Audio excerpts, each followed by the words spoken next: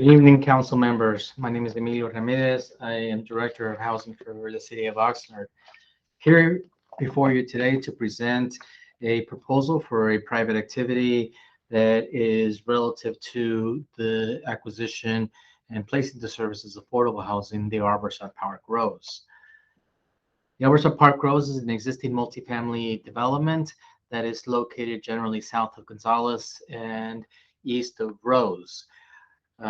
It is actively on the market, and the proponents of this project are seeking to acquire it and place it into service as a middle income or essential middle income housing program. The Arborside Park Rose is a 373 unit apartment complex where they would be subject to the Northeast Community Specific Plan and the Greenfield Landscape Maintenance District. It is located at 1500 Dooley Pond Circle, as you can see on the screen.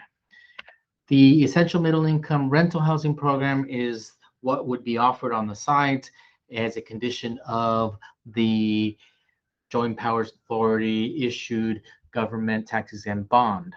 That bond requires that a public benefit agreement be entered into, and that public benefit agreement would require then that the units be made affordable to that essential middle income rental housing program.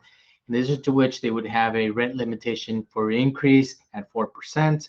And because they would be eligible for the welfare tax exemption, therefore not paying property taxes, they're offering to pay the city a city host charge of $190,000.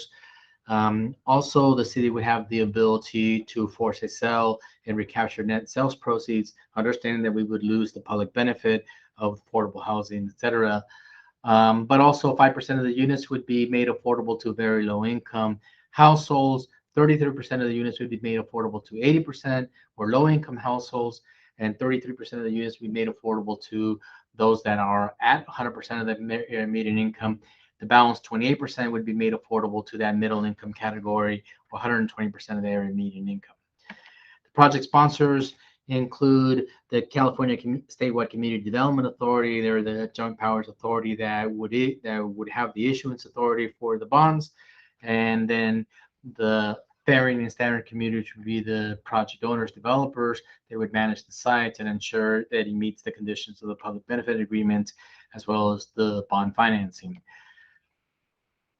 The impact is generally that while the public benefit is affordable housing, that it is being provided as described above, the city potentially is also losing property taxes in as much as it is eligible for the welfare tax exemption, as I mentioned.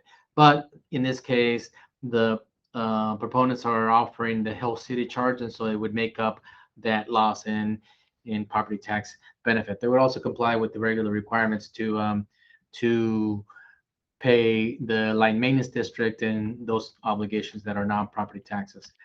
So the staff is recommending that the Community Services, Public Safety, Housing, and Economic Development Committee recommend that the City Council execute a joint powers agreement with the California Statewide Community Development Authority so that the bonds can be issued for the Essential Middle Income Housing Program, and enter into a public benefit agreement that would impose those affordable housing requirements plus the host city charge that's described above. Thank you. I'm happy to answer any questions that you may have.